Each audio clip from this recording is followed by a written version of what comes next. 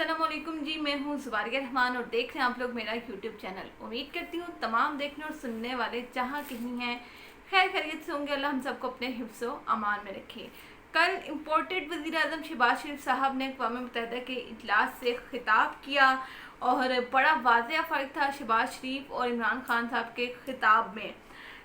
जो main points है जो कि मैंने देखे कि दोनों के खिताब में जो डिफरेंस मुझे लगा उसका मैंने मुवाजना करने की जो है वो कोशिश की है कि क्या चीज़ थी जो कि इमरान खान के खिताब को इतना सराहा गया, उसको आलमी पजीराई मिली, और क्या वजह थी कि शहबाज शरीफ साहब जो है वो एक बार फिर से आलमी सतह पर हमारी बेइज्जती का जो है वो सामान इकट्ठा करते रहे। दोनों ने अक़वाम मुत्तहिदा में खिताब किया। शहबाज शरीफ साहब की भी ज़िंदगी की बड़ी ख्वाहिश पूरी हुई कि बतौर वज़ीर आज़म उन्होंने अक़वाम मुत्तहिदा के इजलास से जो है वो खिताब किया है, लेकिन वही रवायती तरीका कि पाकिस्तान के मसाइल डिस्कस करना,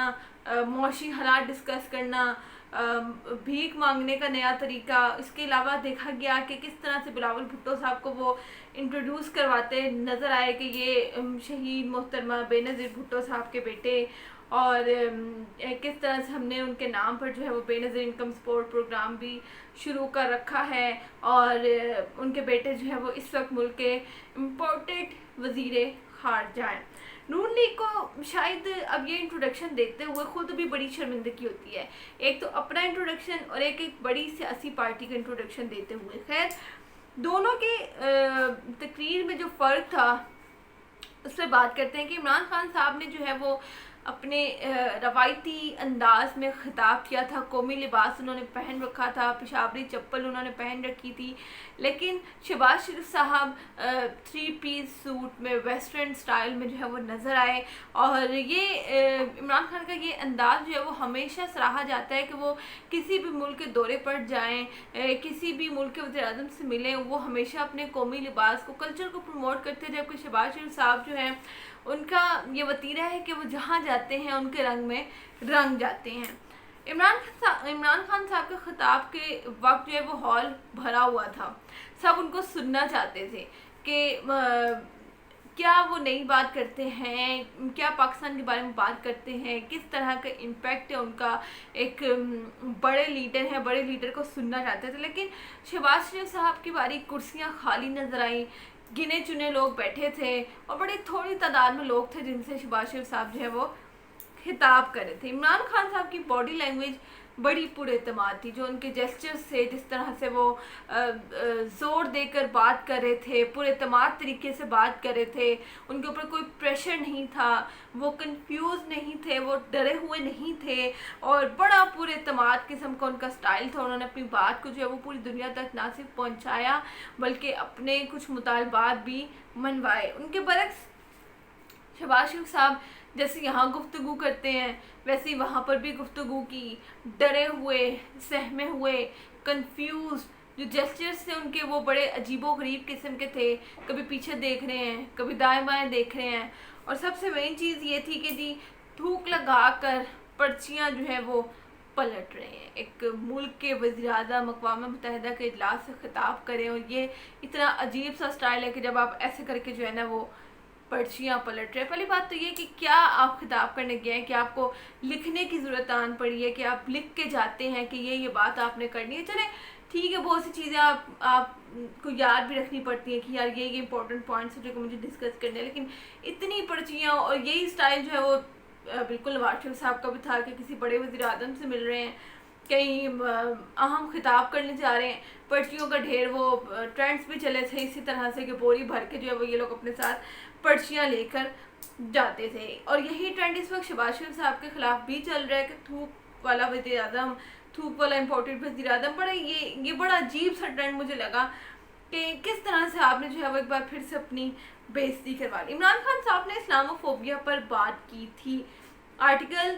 35A की मनसूखी पर बात की थी 5 अगस्त को, जो मोदी सरकार ने गैर कानूनी जो है वो इक़दाम उठाया जिससे पूरे खित्ते को एक बड़ी जेल की सूरत में एक कर्फ्यू लगा दिया गया था। कश्मीर में पूरी वादी को जो है वो जेल की सूरत में तब्दील कर दिया गया, उस पर उन्होंने बात की थी। लेकिन शहबाज शरीफ ने ऐसी कोई बात नहीं की। 15 मार्च को इस्लामोफोबिया के ख़िलाफ़ आलमी दिन منایا جاتا ہے، اور یہ اقدام بھی وزیراعظم کی اس تقریر کے برعکس ہی ممکن ہوا تھا کہ وزیراعظم نے جس پراعتماد انداز میں اسلاموفوبیا پر بات کی، مسلمان دہشت گرد نہیں ہیں، انہوں نے ثابت کیا، اور یہی وجہ ہے کہ آج 15 مارچ کو جو ہے اسلاموفوبیا کے خلاف عالمی دن منایا جاتا ہے۔ لیکن تب کی یہ جو اپوزیشن تھی نا، انہوں نے اس کو کچھ خاص سراہا نہیں تھا، اس اقدام کو بڑا غیر معمولی سا، روایتی سا اس کو کہہ دیا، اس پر زیادہ بات بھی نہیں کی تھی۔ لیکن اب شہباز شریف صاحب نے اسی اقدام کو جو ہے وہ اس کا کریڈٹ لے گئے ہیں اور کہا ہے کہ یہ پاکستان کی بڑی سفارتی کامیابی ہے۔ بڑی عجیب سی بات ہے کہ یہ جب جو چیزیں عمران خان صاحب نے کی، اچھی کی، اس وقت اس کو مانا نہیں، اور بعد میں جو ہے اس کا کریڈٹ جو ہے وہ لے لیتے ہیں۔ عمران خان صاحب کی تقریر کو عالمی پذیرائی ملی تھی،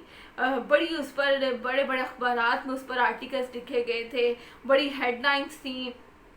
جس کو کہیں گے کہ سرخیاں، فرنٹ پیج پر جو ہے وہ یہ خبریں چھپی، جو تقریر انہوں نے کی تھی اس کو بڑی پذیرائی ملی۔ لیکن شہباز شریف صاحب کی تقریر پر کوئی خاص بات نہیں ہوئی، نہ کوئی خاص آرٹیکل آیا، نہ کسی بڑے اخبار نے اس پر جو ہے وہ کوئی خبر شائع کی۔ ایک حیران کن بات یہ تھی کہ اس تقریر کے دوران جب وہ خطاب کر رہے تھے، اوورسیز پاکستانی جو ہیں امریکہ میں قائم، انہوں نے اقوام متحدہ کی عمارت کے باہر احتجاج کیا۔ احتجاج کے دوران انہوں نے اپنے ووٹ کا حق مانگا، جو کہ آپ کو معلوم ہے کہ عمران خان صاحب نے اوورسیز پاکستانیوں کو ووٹ کا حق دیا تھا، لیکن انہوں نے حکومت میں آتے ہی وہ حق ان سے چھین لیا۔ وہ احتجاج کر رہے تھے، اپنے ووٹ کا حق مانگ رہے تھے، آزادی اظہار رائے کی